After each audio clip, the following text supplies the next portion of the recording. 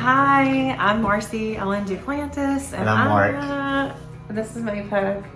Nay. And Captain Jack is right there next to us. And I survived a rattlesnake bite. Our trip did not go as planned. The reason we were going was we had previously purchased tickets to see Dester at the Red Rocks Amphitheater right outside of Denver in Morrison, Colorado. It would have been my third Dester concert, his first Dester concert. We were so excited. Love Dester, love their music. If you don't know them, look them up. It will be a healing and transformative experience for you. That being said, we had booked a Airstream, base camp, and a private campsite in Evergreen, Colorado. And we are pulling up to get the base camp in a parking lot, meeting the owner of a Home Depot. And we finally hear back from the Airbnb campsite rental, and the lady Screws us. And she, advertised a private campsite with water and electric, and then let us know that she'd actually parked and bought a new RV of her own there. So we would have to squeeze in there, and it wasn't going to be the private, secluded, like this is just our campsite. We're looking off at the side of a mountain, and it's just ours, just us out there. And it went from that to basically, now it's a miniature RV park, and you have to look at another RV, and which is nothing wrong with that. But that's not what we were doing. What was advertised, and that's not what we had booked. And so to get that news as we are literally about to hook up to the Airstream was, yeah, I'm sorry, but my husband got a really great deal on it, and it's a really good deal, but if you want to cancel, that's on you. So we had to eat the money. So the way that she put that was we canceled on her, even though the campsite was not as advertised anymore. So up to this point, things had not gone as planned. Yeah. If you've ever been to Colorado in the summer, everybody's trying to get out, camping, outdoors. People who's never been outdoorsy before are now all the sites are taken up weeks in advance. So we would have been stuck with this travel trailer and then nowhere to put it.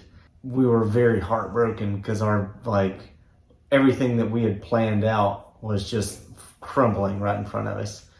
We went to Trader Joe's, we picked up some food. Just for the night, so we could actually have something to eat. So if we had to sleep in the truck, we could. Yeah. So, because there was no hotels. Oh, wow. Yeah. In the middle of all that, we found this campsite. I won't disclose the name or anything like that, but it was a wonderful camp, and it was a 501 nonprofit ministry. So the owner of the property had their land, and then they had 4 private campsites, and all the proceeds for anything that they rented out on the land went straight back to their nonprofit ministry.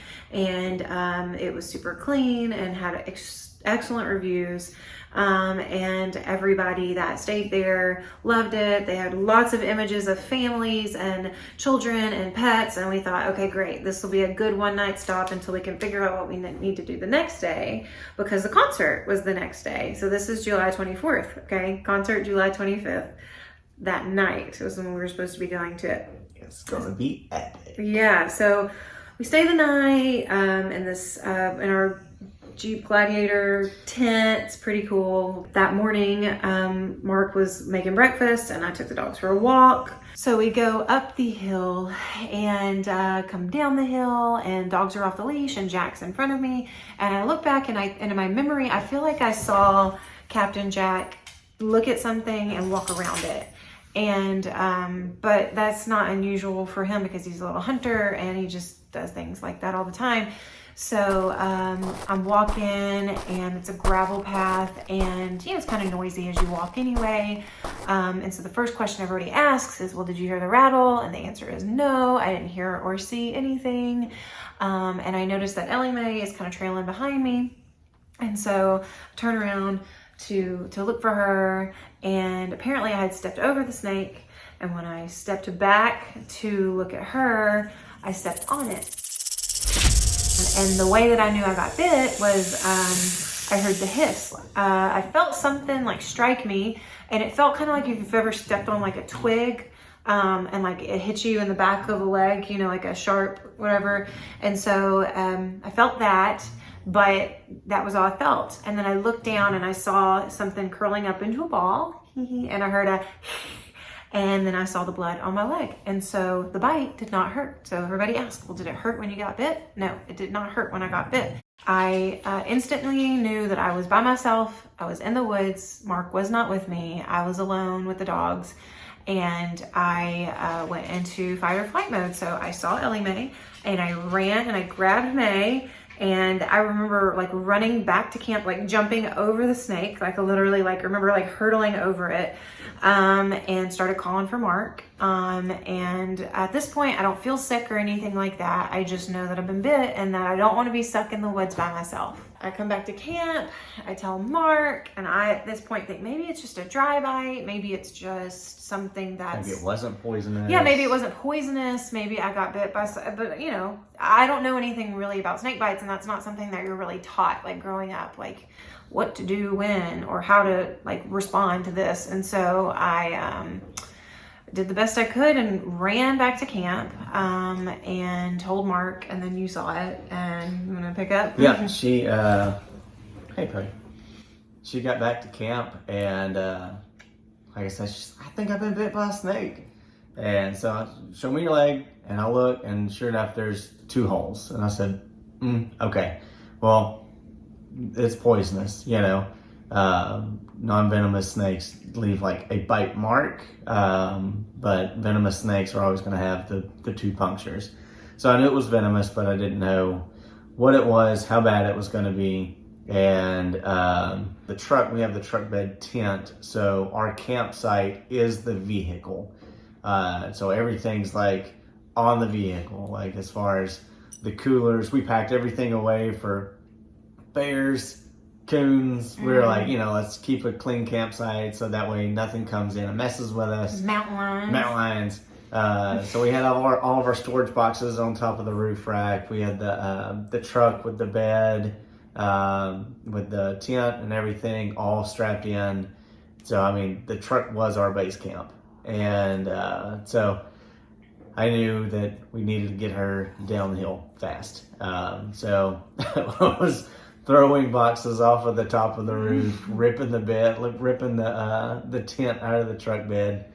And meanwhile, like I said, she's still doing decent at this time. We're about 3 minutes in from bite. And she's already loaded the dogs up in the crate. I don't know, somehow I had the knowledge to grab the dog bed, put it in the truck, inside the crate, and put the dogs in it. And that's the last thing I remember having the energy to do. And so we rip everything out of the truck, and I'm about to get into the truck, and she's like, quick, run back up the hill and see if you can go like take a picture of it so we know what kind of snake it is. I'm like, okay, in a panic, you know, just like, whatever you need, I got you. And so I take off, and I get about 20 yards like from the truck. It's like, this is the dumbest thing ever. It seemed like a good idea. I'm in a panic. I'm not going to see this snake that, by the way, perfectly camouflages in with its surroundings. Like God created it to do. And then it's going to bite me, and then we're both going to be up here. And so I was like, that's dumb. Nope. And I turned right back around and came back to the truck. And like I said, both of our adrenalines are... By the way, everybody did ask what kind of, like, would the snake look like? Yeah, no. They asked, like, did you get the snake? Who are the people? Who are the people that have time? We'll get to that part of the story. So if you've been bitten by a poisonous snake before, and you got the snake to bring to the... Please put it in the comments. Like, what was your process? How did you... How did you get bit by a snake? And then you're like, I'm going to bite the snake back, and I'm going to bring it to the doctor with me. I want to know. I need to take some notes on that. But, sidebar. But yeah, so we load up in the truck, and we just start down the hill. Not really it's kind of like a timber road, I guess, would be the best way I could describe it. Like, it's gravel, but it's beaten up.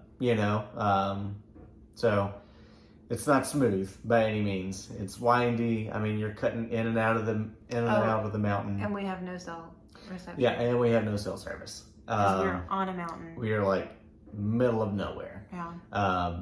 The spot that we crossed before we got to the mountain wasn't even called a city or a town. Literally, the sign said village. So, kind of where we're at. So we start heading down the hill. We get about halfway down the road, and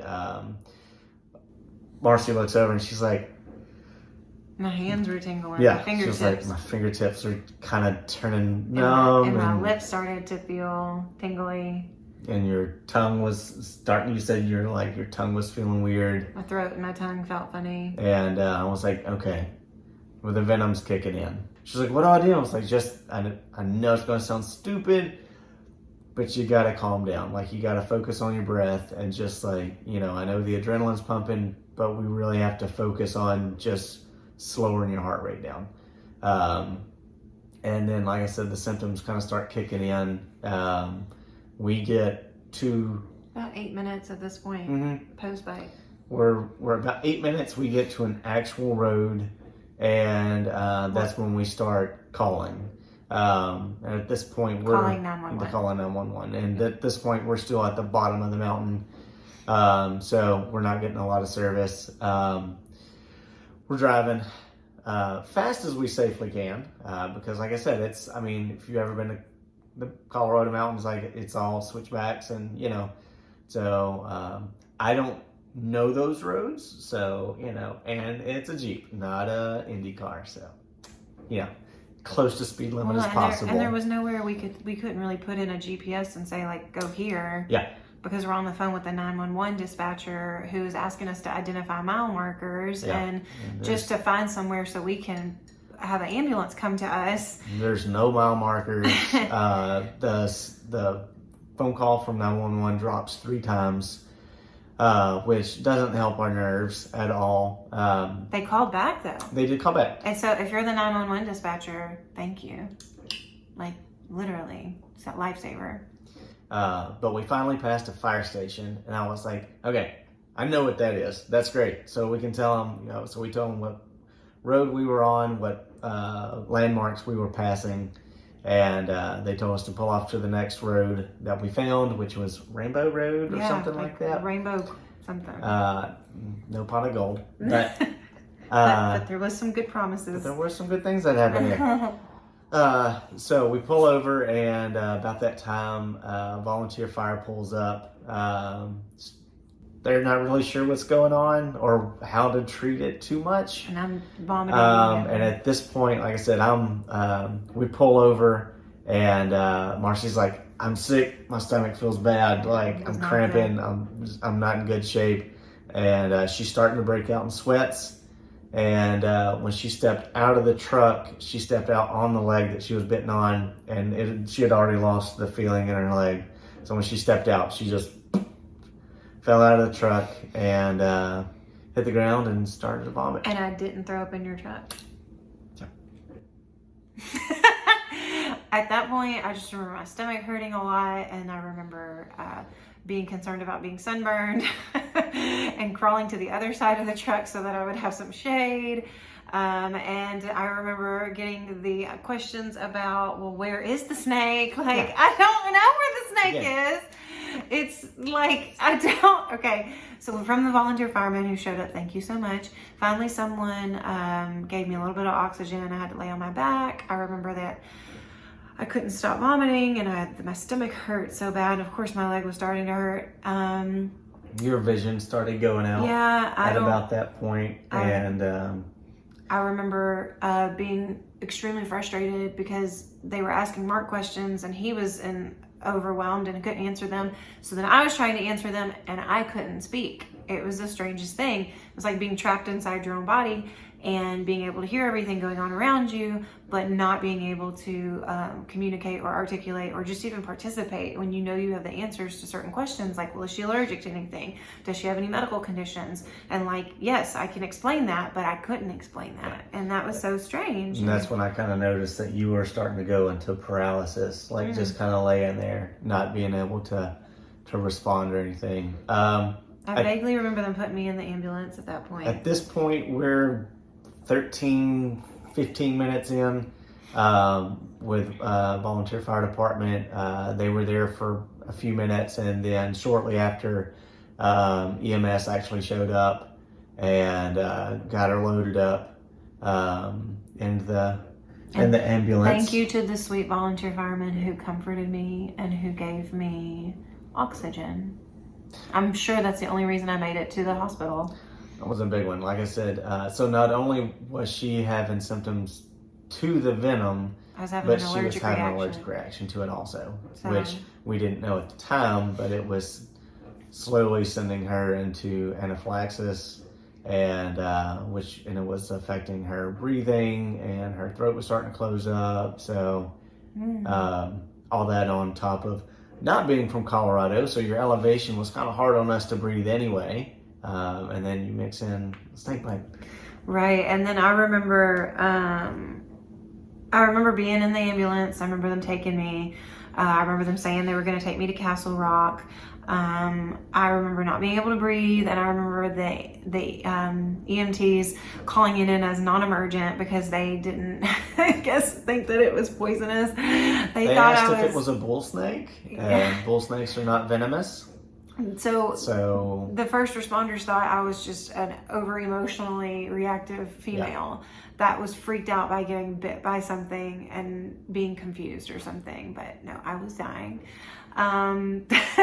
However, once we got to the ER, I remember it was like a 15-minute drive. It was a 20-minute drive. After they loaded her up in the ambulance and took off, we were about 20 minutes into the snake bite, thereabouts, and that's a 20-minute ride from where we were to Castle Rock. So we got there, and they brought us straight to the ER, and like I said, by that time, you had to be separated from me. You yep, couldn't come with me. because of COVID, they separate you no matter what is going on, which... Well, you couldn't have been back there with me whenever I was coding on the table. Yeah, so she got there and into the room, and she was, they were already calling a code on her. And I, again, am able to hear all of this. So, like, that's what's going to be traumatizing about this. I remember everything. Like, I remember hearing it all, like, I remember my blood pressure going to 40/30, and I remember telling them I don't feel good, and I remember them having to lift my legs above my head, and they couldn't put the little sticky thingies on me because I was so sweaty. She was sweating so much that they couldn't get I couldn't stop vomiting, and oxygen in my nose, which was obviously much more helpful. Apparently, I'm swelling in my face at this point. I don't realize it. I don't know it because I can't see myself, and nor do I really care to see myself like this. But I had a wonderful team, and so the gory details of that. My stomach was hurting terribly. I just remember my stomach hurting so bad. So they never tell you that's going to happen with the snake bite, but like, I also am celiac, so I'm extremely sensitive in my stomach. So I'm not surprised that if it attacks you where you're weak, it went straight to my GI, and it was awful. And then from there, they're able to stabilize my blood pressure with like 4 bags of fluids, and just sweating so much, remember? And then the main doctor comes in that oversees my case, Dr. Faulkner. You are wonderful. We love you. Thank you so much. And cannot express enough gratitude to you. And they're in communication with poison control. And at that point, they obviously, we were fortunate to be at a hospital that has antivenom. And so they mix the antivenom. And I remember before they gave me the antivenom, seeing what I would say was like the light. And it's not like a tunnel. You kind of get tunnel vision, but like everything just starts to like illuminate. It's the weirdest thing. Like I can see through this window that there are mountains outside this window at the end of the hall, and there's a desk and all this other stuff, and then it just starts to become golden. I don't know how else to describe it, but like the world starts to turn into gold. It's so strange.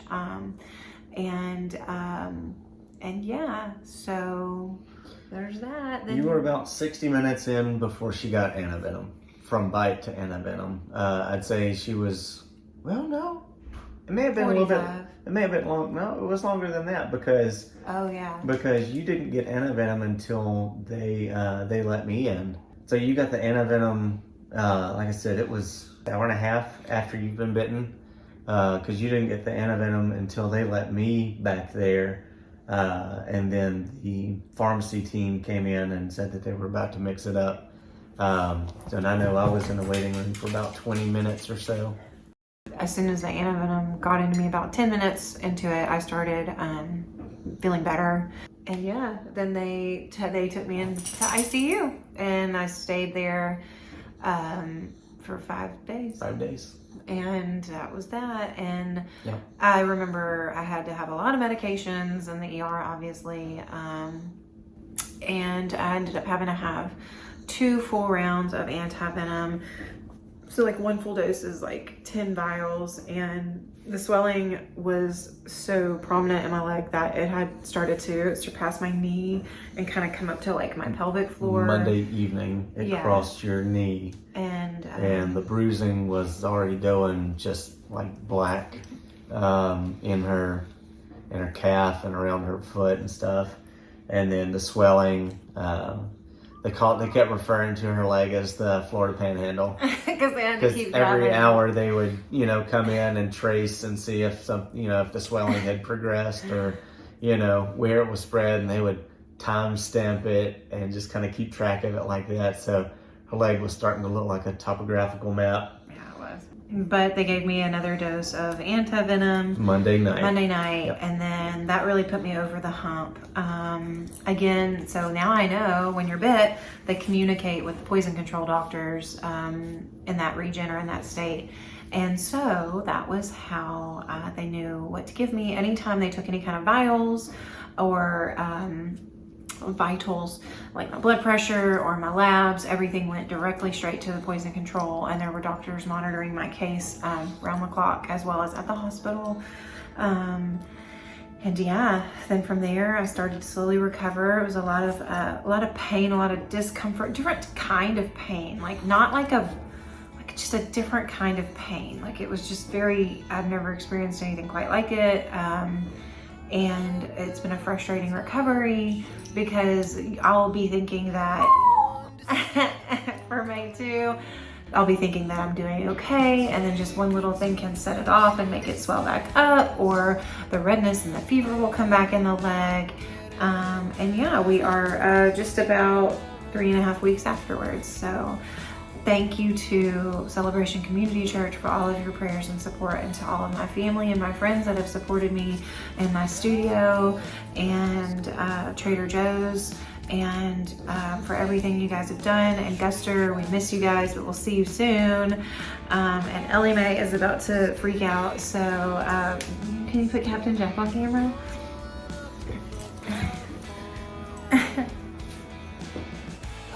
This is the other one. This is the captain, the hunter. This is the traveling family right here. So we do life with these dogs, and they do life with us. And Captain Jack. All right, well, that's it. It's a long story, and I'm sure that there will be more to it. And this guy's my hero. If y'all have questions, like I said, post them. We'll get to them. Might not be super fast because life is kind of taking us for a whirlwind right now, but a very expensive trip. Yes. That was not intended to happen. Very costly. I don't recommend getting bitten by a rattlesnake. It's not fun, especially when it's your partnering. Like, I guess that was the scariest thing for me was being at the hospital and watching, and that's all you can do because it's not a blood transfusion you can give them, or a kidney, or, you know, take this, feel better, you know, take whatever I have, and you just kind of have to sit there and just let it play out and hope that, you know, keep praying and just hope that your medical team is on top of it, which we were super blessed that they were. So again, that's it. That's our story. I said, if y'all have any questions or explain the sign. Oh yeah, so we were leaving Colorado. Bye. Not fast enough. Oh, we did go to Garden of the Gods In a wheelchair. in a wheelchair. And it was super snaky. And yeah, there's like beware of rattlesnake signs all over the place. So that was Good fun. to know that they have those. 'Cause Yeah, we didn't see yeah, we those. didn't see anything. Oh, that was the second, like, another thing, like, there were two people in Colorado. The person that was like, oh wow, God, that sucks. Like, yeah, you gotta watch out for rattlesnakes. Like, they're everywhere here. Like, we see them all the time. And then you've got the person that's like, I've lived in Colorado my entire life. I hike, I'm an outdoorsman, never seen one. Never. Okay. Yeah. Yeah. Well, I mean, we were born and raised in Texas, and I hadn't seen a rattlesnake in person before. I've seen two, but I mean, it's like, you know, you never, you know, it's the woods. And I would like some rattlesnake boots. That's my Christmas present. Yep. I want to know that I'm walking around and stomping on a rattlesnake all the time. And not getting bit. And not getting bit. Yeah. So anyway, we're coming out of Garden of the Gods, and you know, like all good tourists do, you stop by the shop. And we found this. It reads, and then I realized adventures are the best way to learn. Thank you, Colorado. And I was like, yeah, perfect. Alright guys, well, like I said, if y'all have any questions or comments, concerns, throw them in the comment section. We'll get to them as soon as we can. And yeah. Thank you for your prayers. Thank you for your love. Thank you for your energy, and thank you for watching this. So. And if you've been bitten by a rattlesnake and you brought the snake to the doctor's office, tell me how you did it. How did you? Yeah. I need to know. Yeah. Need to know.